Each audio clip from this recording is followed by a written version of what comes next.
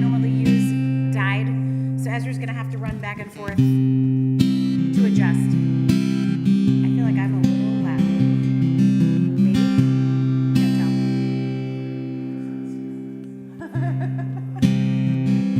Shabbat Shalom, friends.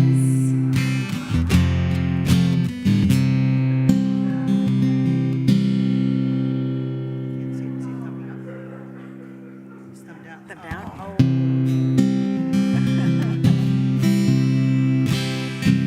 Let's start with an Igun, just to get us singing, get us here, get us into our bodies, into our spirits. Two-part A, B, Igun.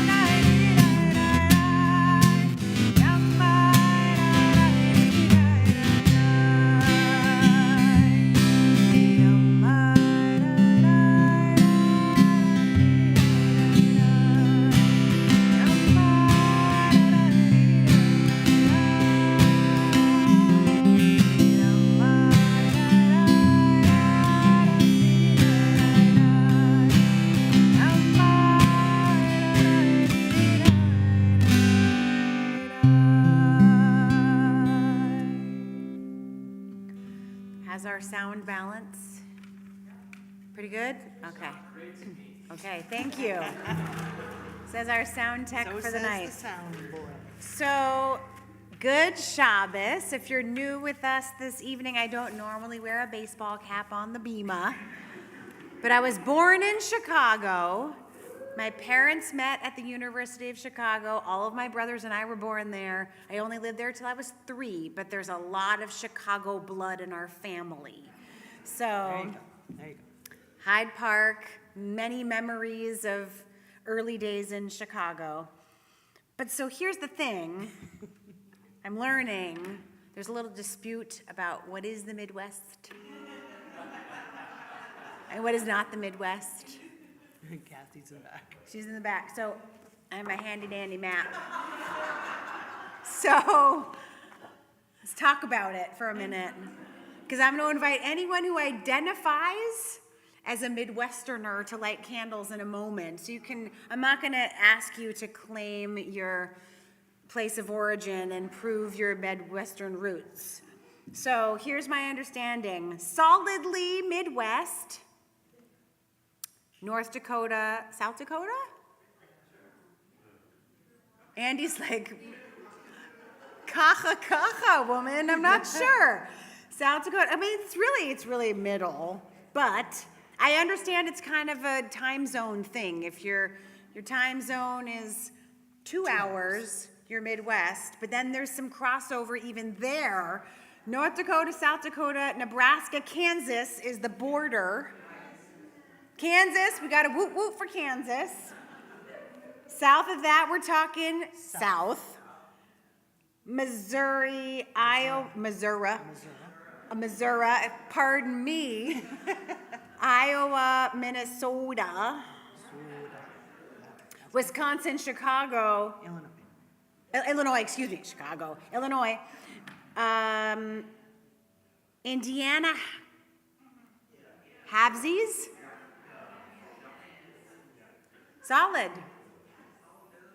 Jen's like half, east, like 2 time zones in Indiana for people who didn't know that.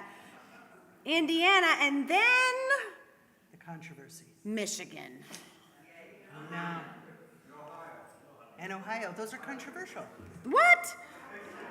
Ohio's gotta be east. No. Oh, it's Big Ten. Oh, we're going by sports. Oh. Mic Okay.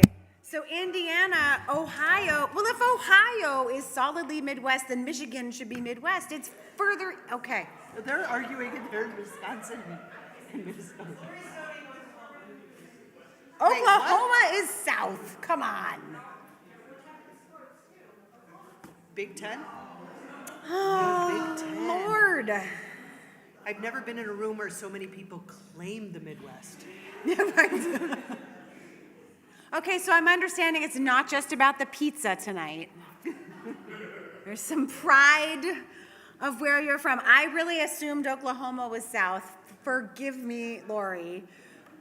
All right, Michigan, what did you call it? The Upper P? UP. UP? The Upper Peninsula. Upper Peninsula, definitely Midwest?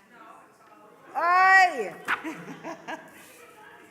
All right, well, We'll take this home. Okay. we'll study it more. It's our Shabbos homework. If you identify as a Midwesterner and you would like to light Shabbos candles this evening, please come forward. We are on page 120. If you need... Wow, Cookie, you're sitting... where's Cookie? What are you doing there? Oh, got it, okay. Bernadette? Okay. So they will light, we will sing. Mike, I'm so glad you made it.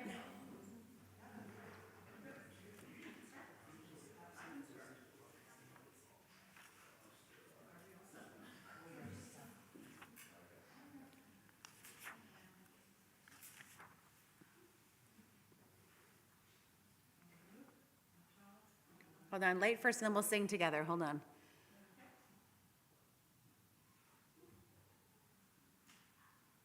Oh. Tricky candle. Here we go. Baruch atah Adonai Eloheinu melech haolam asher kitshanu b'mitzvotav v'tzivanu lehadlik ner shel Shabbat.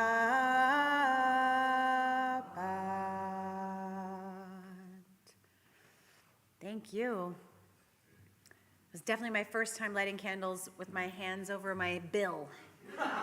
And, I'm like, ready? Put your hands when you're lighting candles with a baseball cap on. All right, on 128, we're going to move to Yedid Nefesh. I feel like I should do that while we're You're just having a change of costume. having a change of costume. I'll put it back on when people are speaking. Shift into Shabbos. It's a little early, the days are getting longer, the light stays later.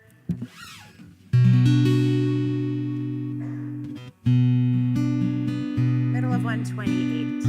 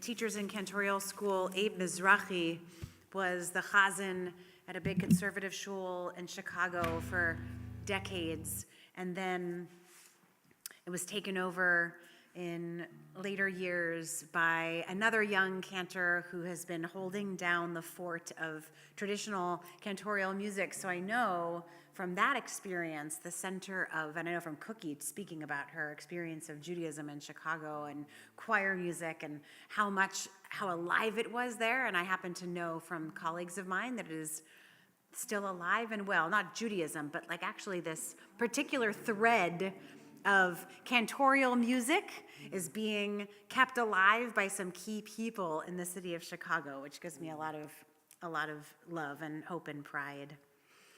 On 1:30, I bring this up because we're going to do Lechuna Ranana.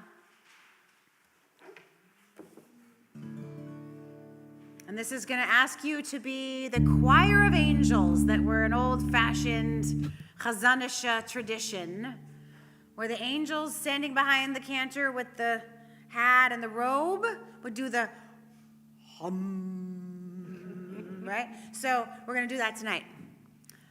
I'm going to sing, we've done this melody many times. L'chun ranana. I'm going to sing a line of it, and then you're going to wind your way to being a chorus wherever you find your harmony, wherever you find the melody, wherever you want to hum. That's what we're doing right now. In honor of Mizrahi, David Berger. L'chun ranana.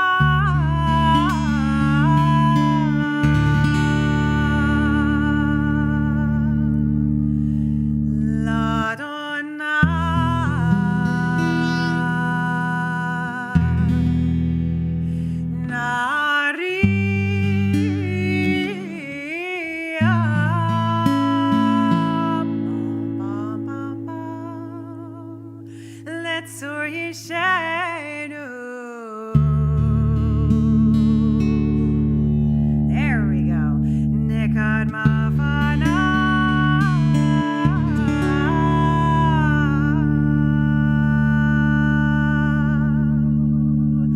Vetoda.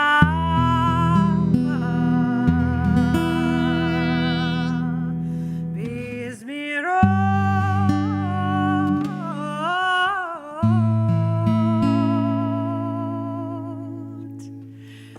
Maria,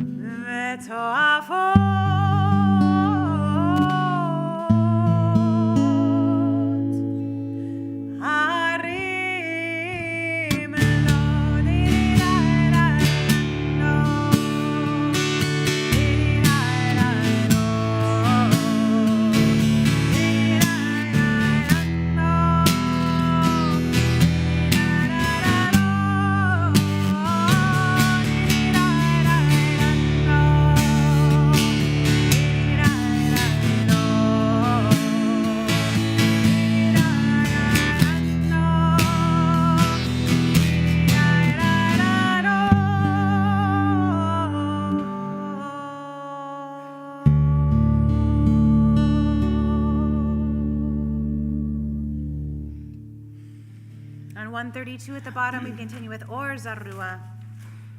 You turn me up a little. Or Zarua la tzadik uliyishrei lev simcha. You know, so many of our pieces of liturgy have contemporary melodies that have been written for them that when you do them, they really change the nature of how the prayer sounds, right? So the one we're going to do here is really soulful and sing-songy, and it makes you feel peaceful. And then there's also a melody for Or Zarua, is Or Zarua la tzadik uliyishrei lev simcha. Oh yeah, and that's like woo, yeah, here we go, right? So it's, I know. Not for us. And that's the thing about Jewish music, that people grow up with whatever melodies they grow up with, and then you join a new synagogue, you move to a new city, you go to a new place, and you walk in, you go, that's not what it's supposed to sound like. That's not what we sang when I was a kid. That's not my familiar melody for these things. And yet people are writing new music all the time to bring it to life. So this is a new melody as well, not new to us, but Jewish in the last couple of years.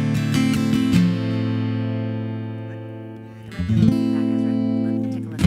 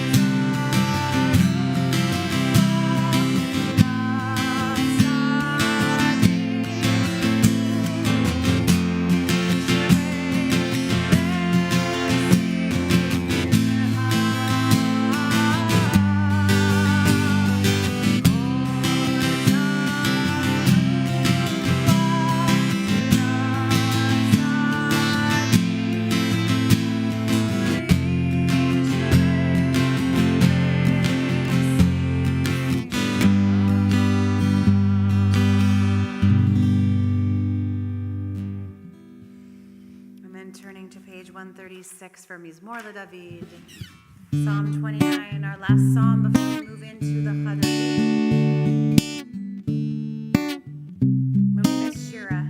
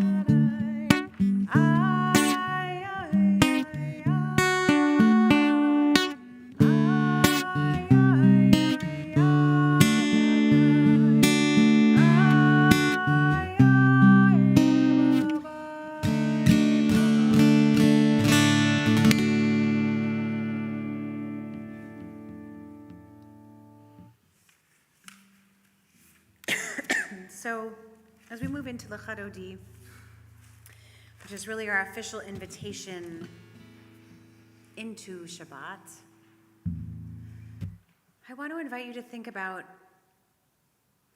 why you're here. I had a meeting this week with a family who have 2 kids in our religious school, and one is really spiritual and wants to spend more time talking about God. He's 7. He's like, we don't spend enough time talking about God. Our God, God's other people worship. What is God? Why do I believe in God? And their other child wants to spend more time, way more time, learning Hebrew. He's a concrete thinker. We don't do enough Hebrew. I'm not learning enough Hebrew. And so Sue, our director of congregational learning, and I are sitting there and trying to figure out how to balance this family saying, provide for my child who wants to talk more about God, and provide for my child who wants to learn more Hebrew. And it really made me think beyond the question of how do we provide for all the humans who belong to our synagogue and all the children who are in our school, that people come at every age for different reasons, right? Maybe you're here for the pizza. You don't have to say, that's fine if you are, but globally, why you come, what you aim to get out of an experience of being here in community on Shabbat, how you hope to change your spirit. It often feels to me, Shabbat feels to me in a strange way like exercise. Maybe it's a little hard to get here. End of the week, you're tired, you had to go through traffic, and then you come and you're always so happy you came. You got something. Maybe you don't even know why you came. Maybe you're here for a yard site, who knows why, but you always feel better afterwards. So as we move into the Chadodi on 138, just asking yourself why you're here and therefore what you're hoping to receive in the process of being here, beyond hearing from our friends talk about their Midwest Jewish experiences. But just for Shabbos, what do we want from Shabbos tonight?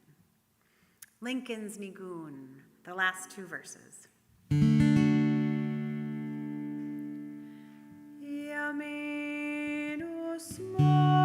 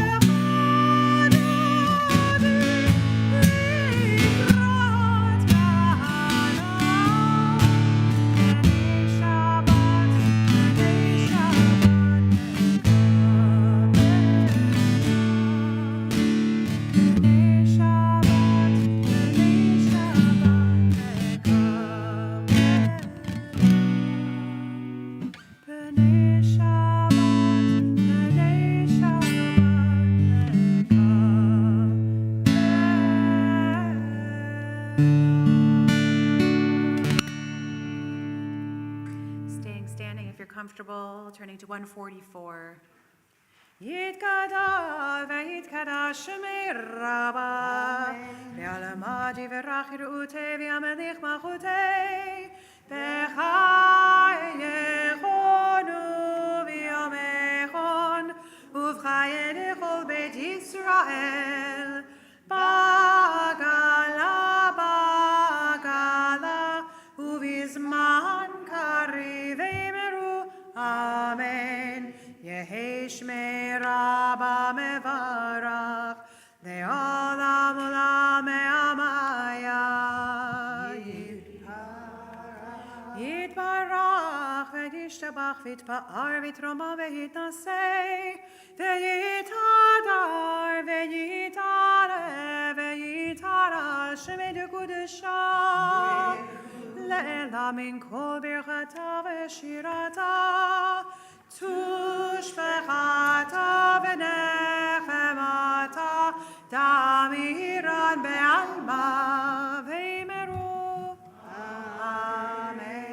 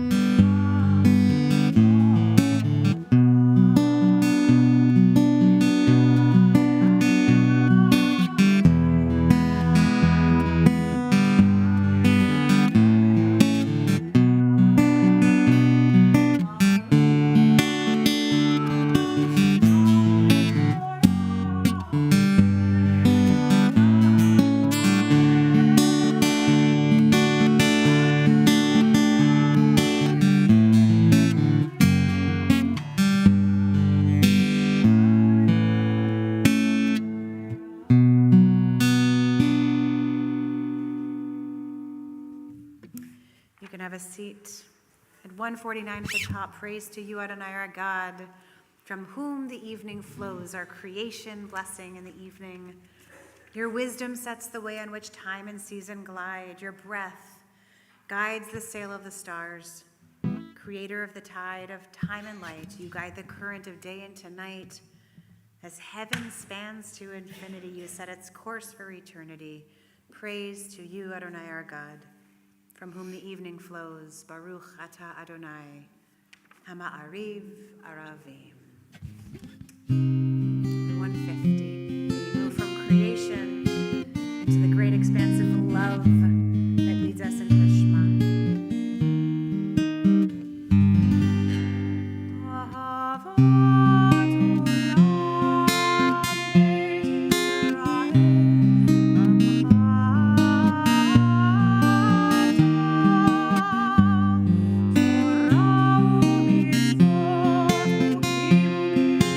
Thank you.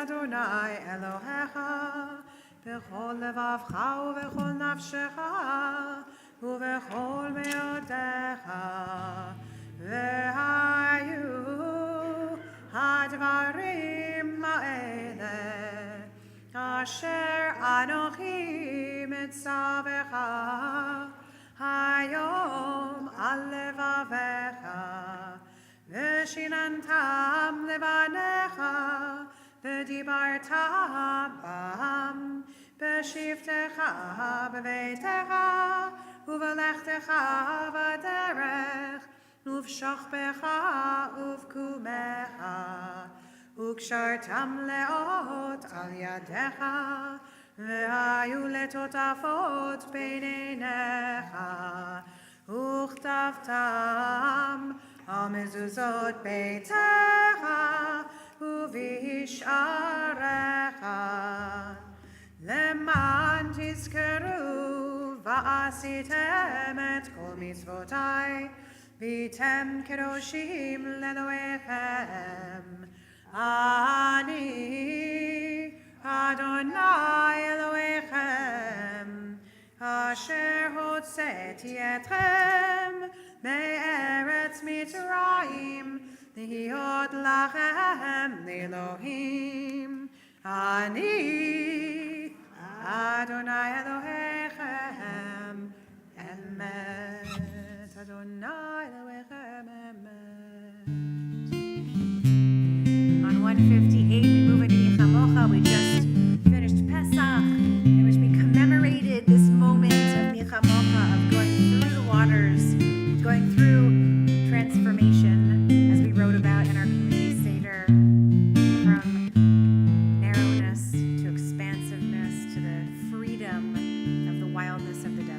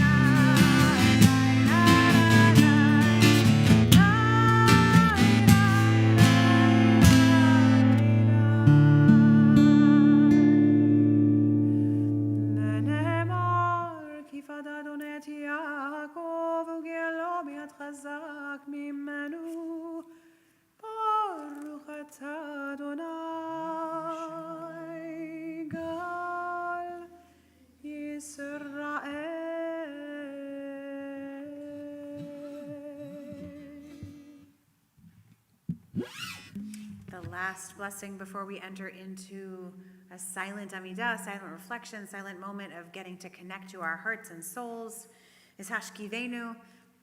Whether it's a Monday or a Friday or a Saturday or Rosh Hashanah or Shabbos, Hashkivenu is the last thing that we say before we go into our own personal moments of prayer. We ask for the great, big shelter of protection to shine over us, over the whole world, and then we get really intimate. This is the Milani area.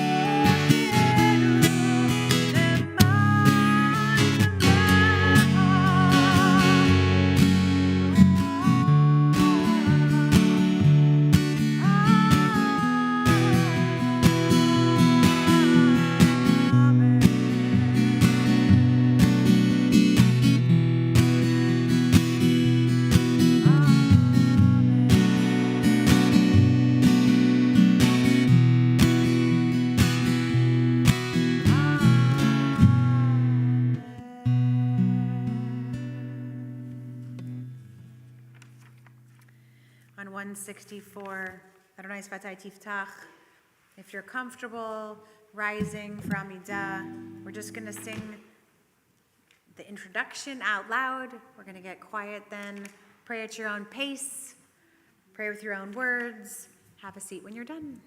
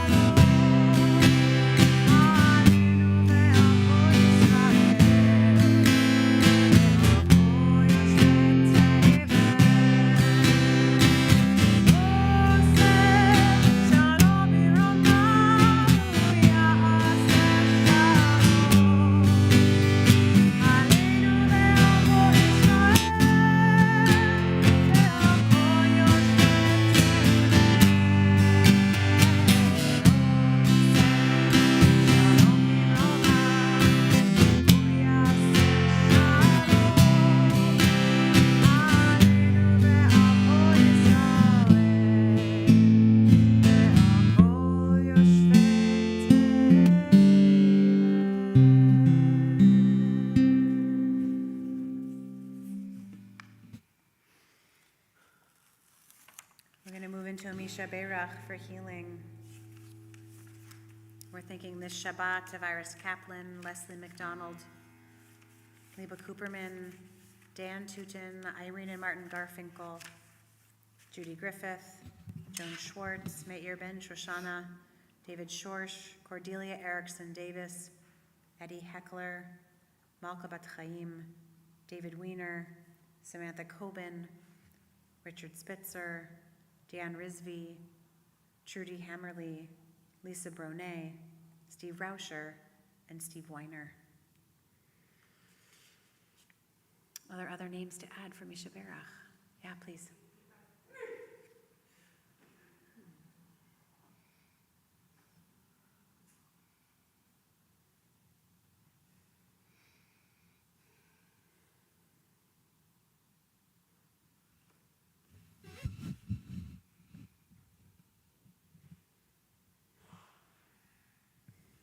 Elna, Refanala. Whether their name is said out loud or kept in your heart or in your tears, pray for their healing.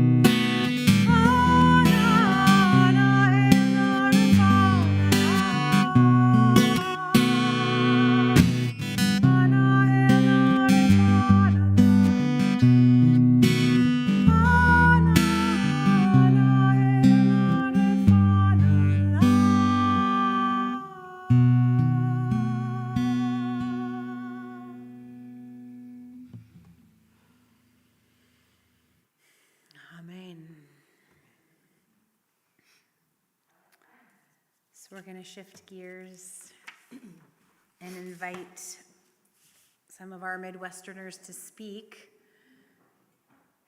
If I didn't know to ask you to speak like Oklahoma, if you want to speak, you're welcome to come up and speak. I don't have an order of operations here, but I know Cookie and Raina and Andy and Mike all wanted to speak, maybe Lori, maybe not. Cookie, you want to start? All right, come on up.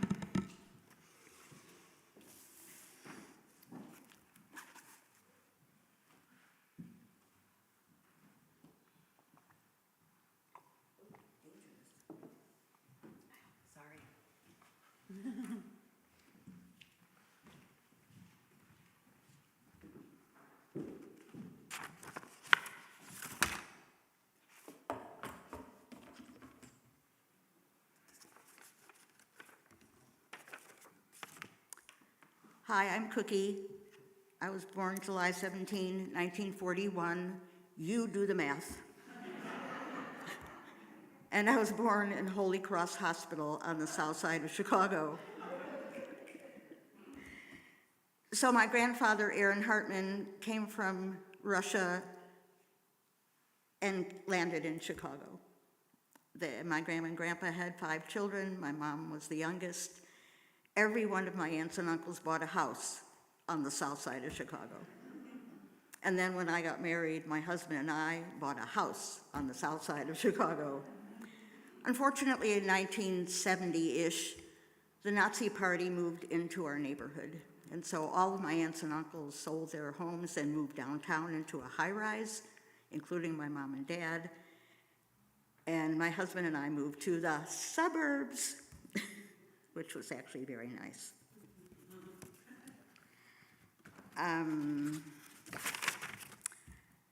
So my husband and our family owned Stockyards Hardware, which was quite a large place, and took care of all the manufacturing in the stockyards, including the kill houses. When I was in 8th grade, our 8th grade trip was not to Washington, it was to see the stockyards and to watch cows being killed and hung. Consequently, I was a vegetarian for a really long time. And my husband's family, who are Greek, owned a diner called the Burlington Diner, also in the stockyards, and that's actually where we met. So when you walk into the social hall, there's a table with all the stuff that I have collected and a few new things over the years, trying to decide whether or not to get rid of it or my kids don't want it. So I invite you to look at everything that I brought. There is a picture of Sox Park. So my husband's company supplied the brand new ballpark, and so there's a picture of the old one and the new one that were given to Jim after it was built. And also, the Burlington Diner was named one of the 10 great diners, and so there's a photograph of that as well, with an original menu. That's really fascinating, so I encourage you to look at that. And I brought, I think, 5 or 6 books. And if they interest you, I put a little sheet there, and if you want to take it home and read it, there's one about the stockyards, there's one about the Bears Field, Soldier Field, 2 famous writers, Studs Terkel and Mike Royko. So if that interests you, just sign it out and take it home, and eventually I'd like to get it back. I'd like to thank, so tonight we're celebrating 3 different kinds of Chicago food. We're not having the all-beef hot dogs. Oh well. By the way, never use ketchup on a hot dog. So we're having pizza from Lou Malnati's, and that's the pizza. And Mike brought us the pizza. One of the other foods is cheesecake, Chicago-style cheesecake from Eli's. That landed at front of my door yesterday, so they're here.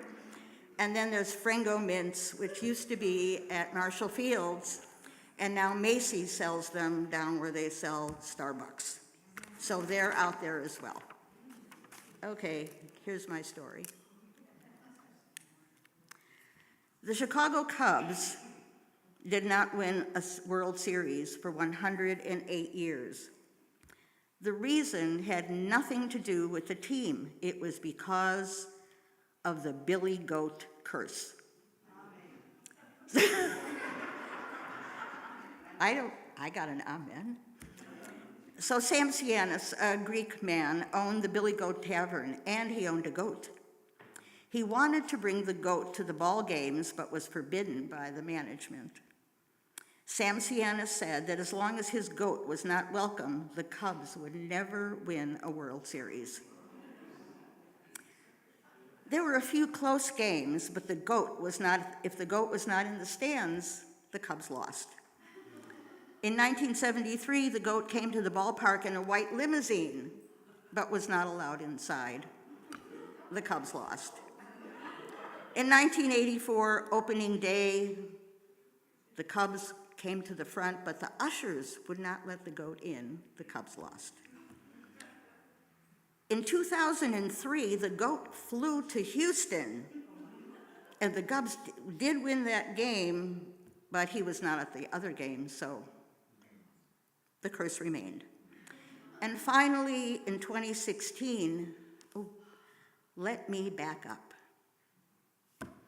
Now, this is not a sad story, I promise. In October of 2015, my mom died and was buried in Chicago. In November of the following year, 2016, my brother from Santa Fe and I flew to Chicago to unveil the headstone. We stayed at the Airport Hilton, After the ceremony, we went to Lou Malnati's and had pizza. And then we went back to the hotel. We decided to go to the bar, but as we got closer to the bar, there was yelling and screaming and people running around and hugging and high-fiving. And yeah, finally, the day my brother and I were in Chicago to remember my mom, the Cubs won the World Series. Thank you for listening.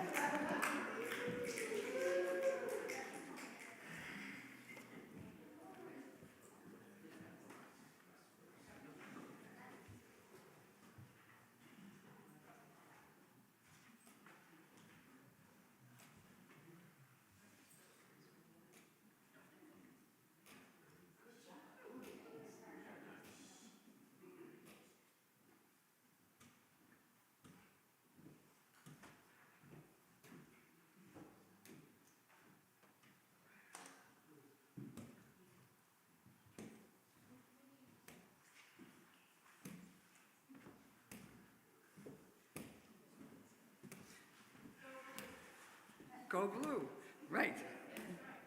So I get this note from Jenny. She said, I know you don't think you're from the Midwest, but would you speak anyway? And I don't think I'm from the Midwest. And I talked to my girlfriends today who are still in Michigan, and I said, do you think you're in the Midwest? No. We think we're just in, and neither does Kathy. So it's 2-1, Andrea. We're not from the Midwest. We're from, I don't know, we're in the Eastern time zone. What?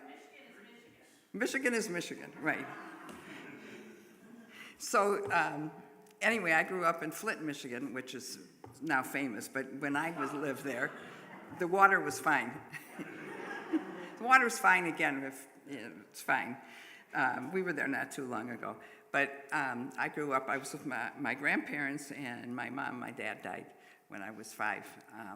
And we belonged to the synagogue, the conservative synagogue, which my grandmother ran, basically. So we went to, we went out all the time to the shul.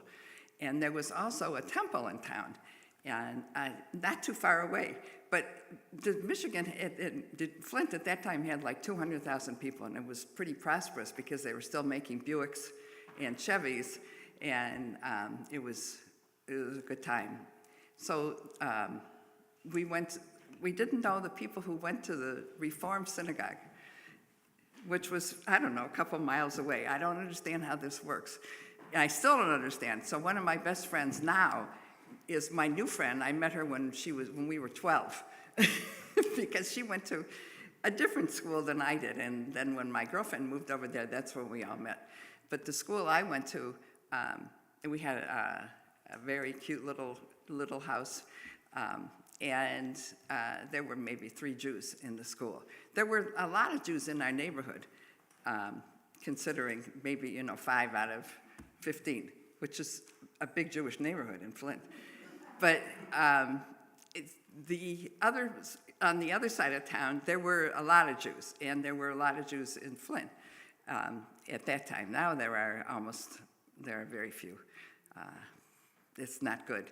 But it was great growing up, and then when I turned 16, I moved to Detroit, and I went to a school that was 95% Jewish, and I was like, what?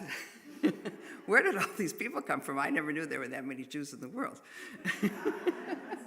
And that was Mumford High. I know you went to Ford, didn't you?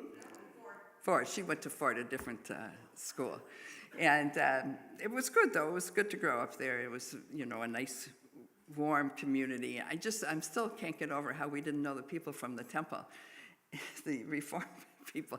In fact, my girlfriend's mother and my mother went to high school together. How did we not know them? Anyway, it was all about cars in Flint.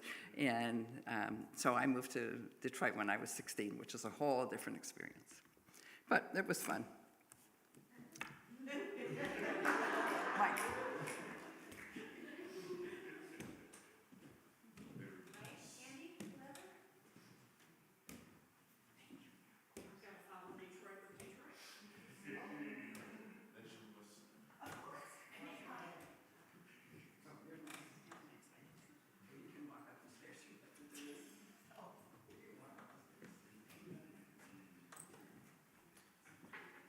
well, I don't know that I expected to be here today. I kept pushing for Detroit pizza, but I don't think that happened. And I still don't know what that is. It wasn't there when I was there. But I've been gone since 1987. But unlike Raina, I was born and raised in Detroit. And we wound up in Detroit. My father emigrated from Hungary in 1938. He just made it out.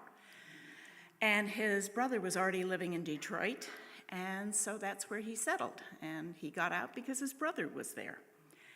And so luckily for that.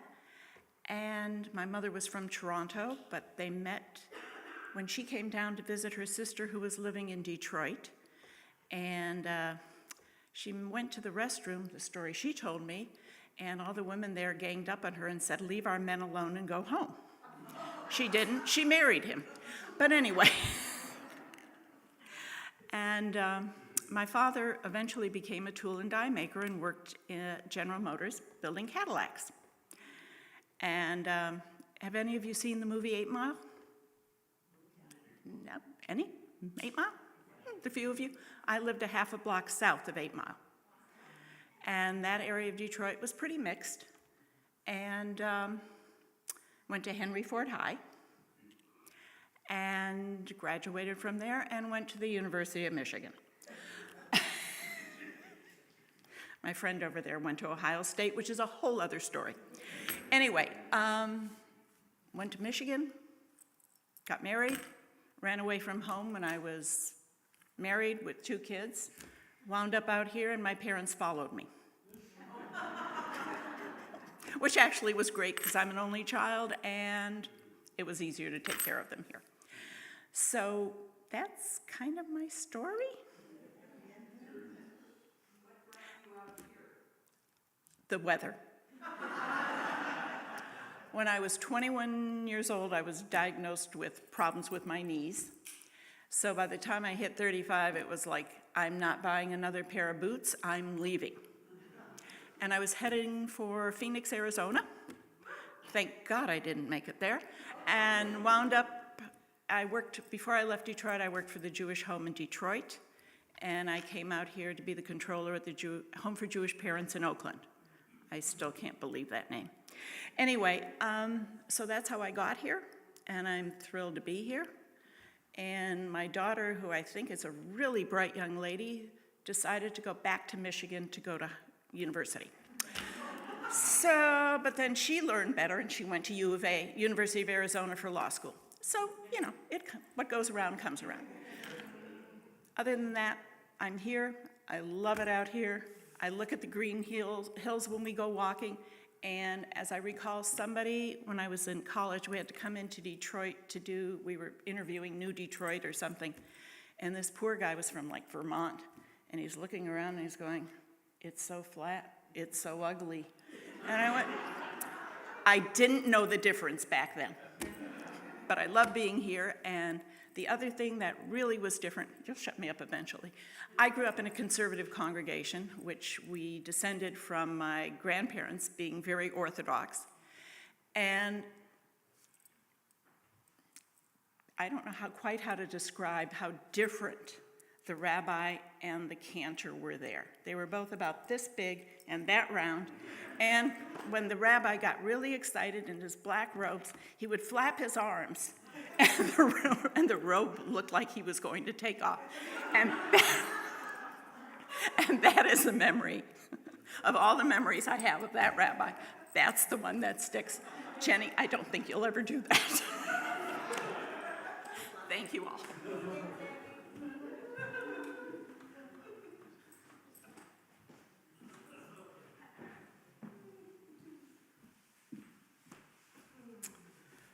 I'm Mike Weintraub, excuse me, and I grew up in Skokie, Illinois.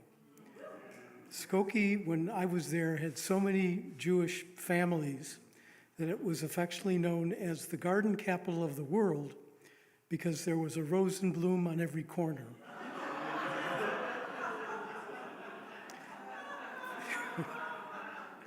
The only strange thing about Skokie was that, as Cookie pointed out, the Nazis marched in Skokie the year before we moved to Walnut Creek.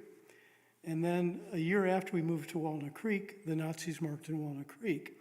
It made me feel paranoid that they were following me around. But growing up in Skokie was interesting. One of my best friends was never in school, and he got A's and became a radiologist and moved to Riverside, California. But Ray's parents were, his father was Jewish and his mother was Catholic, and with all of the holidays, he was never in school. Had a good thing going. My grandmother was the matriarch of the family, and we were actually conservative.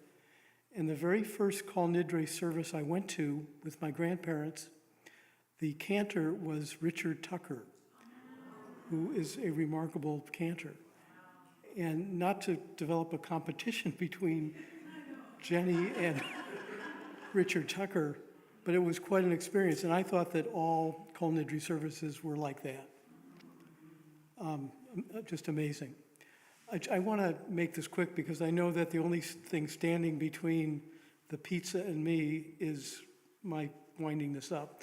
So let me just tell you a quick story about my grandmother.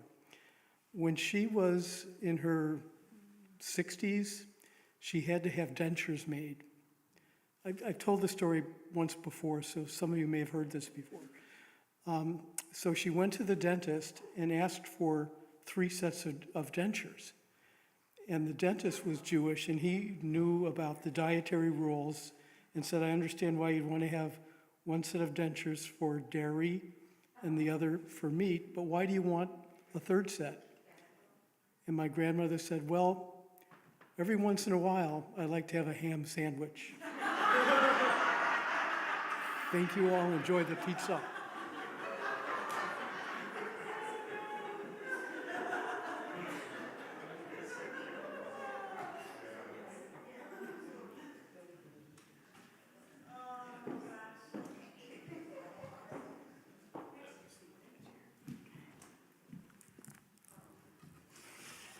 Oh, thank you, everyone. That was delightful. So we're going to count the Omer before we do Aleinu and Kaddish. It's on page 570. If you want to see the words. You count the Omer for 49 days between the second night of Passover and Shavuot.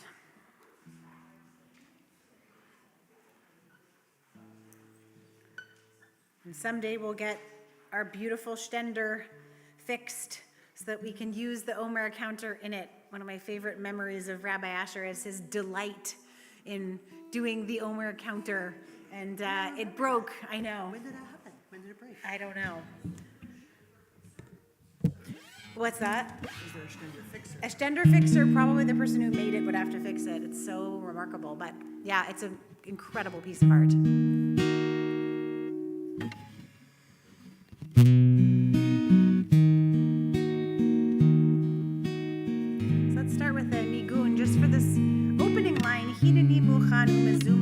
Before you even say the blessing, you say this introductory, I'm ready to say the blessing. So kind of cushion the opening of it with this hineni. Here's the nigun of it.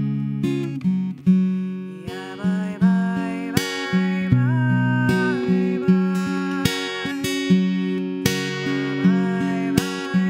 bye, bye, bye.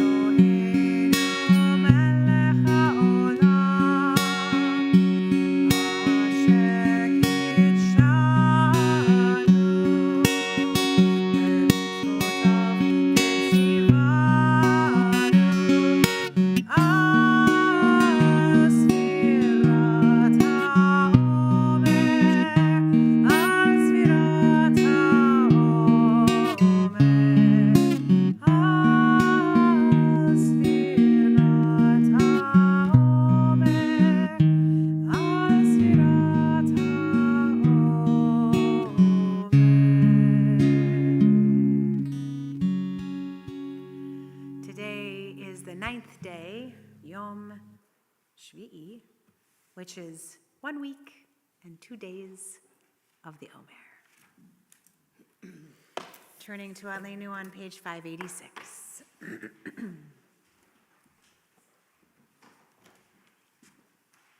Aleinu nishabeach la'adon ha'ol, la'tei gdula le'otzer bereshit, shelo asanu k'goyei aratzot, ve'lo samanu k'mishpachot ha'adama, shelo samchelkenu kahem, ve'kol aleinu kechol hamonam, ואנחנו קוראים ומשתחווים ומודים לפני מלך מלכי המלכים הקדוש ברוך הוא.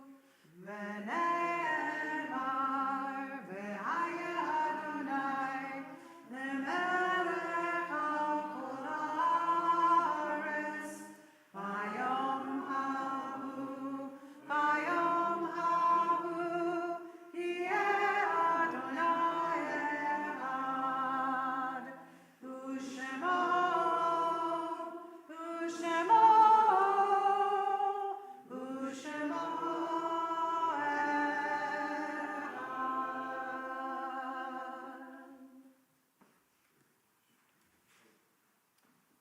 Please be seated. On 598, we're in the period of Shloshim for Gerald Friedman and Amanda Barbanel Rice. And it's the yahrzeit this Shabbat of Christopher Breyer, Bernard Bryan, William Bichelle, Hermina Davidson, Ann Devins, Ted Kaplan, Ben Kessler, Sophia Kipnis, Archie Liebson, Gunter Leopold, Arnold Locker, Max Sherman, Geraldine Weingarten, Sarah Weiss, and James Welch. Are there other names for Kaddish this evening?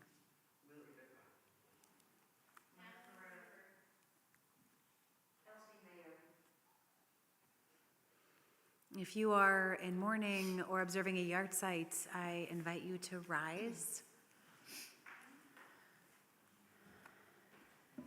And if it is your own custom to rise with the mourners, I invite you to do so. Yitgadal v'yitkadash shemei Rabbah, be'alma divrach hirutei v'yamlich malchutei, b'chayechon uvyomechon uv'chayei dechol beit Yisrael, ba'agala uvizman kariv imru, Amen. Yehi Shemei Rabbah Mevarach Le'alam Ulalmei Almaya. Yitbarach v'yishtabach v'yitpa'ar v'yitromam v'yitnaseh v'yithadar v'yit'aleh v'yithalal Shemei D'Kudsha Barichu. Le'ela min kol birchata v'shirata tushbechata v'nechemata da'amiran be'alma v'imru. Amen. Yehi Shalama Rabba Min Shemaya, V'chayim Aleinu Ve'al Kol Yisrael Ve'imru, Amen. Oseh Shalom Bimromav, Hu Ya'aseh Shalom Aleinu Ve'al Kol Yisrael Ve'al Kol Yoshvei Tevel Ve'imru, Amen. Please be seated.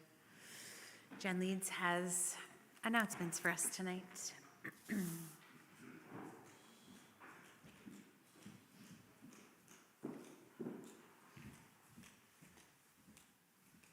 Shabbat Shalom. I'm excited to be a Midwest Purdue parent. And Rob and I both went to graduate school at University of Wisconsin-Madison, so we count ourselves as Midwesterners at least for 5 years. So April 17th, please join the community in remembrance and solidarity in an evening on the Holocaust. 7 p.m. at Temple Isaiah in Lafayette, and you can also join online. There's a link in the Monday email or in your April 1st Tikva talk.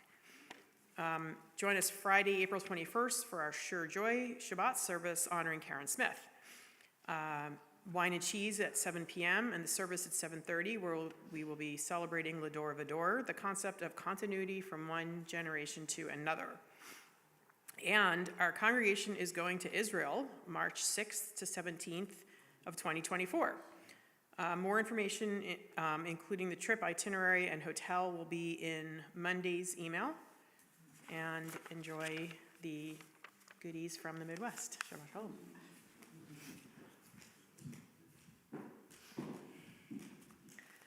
We looked for Chicago songs. All we found was Bad Bad Leroy Brown, which didn't feel very appropriate. So I think we'll do Salam. What's that? Ah, No, you'd not have to doing lead that one. Oh, Devo Shalom Aleinu. Oh, Devo Shalom Aleinu. Oh, Devo Shalom Aleinu. Oh, Devo Shalom Aleinu. Oh, Devo Shalom Aleinu. Oh, Devo Shalom Aleinu.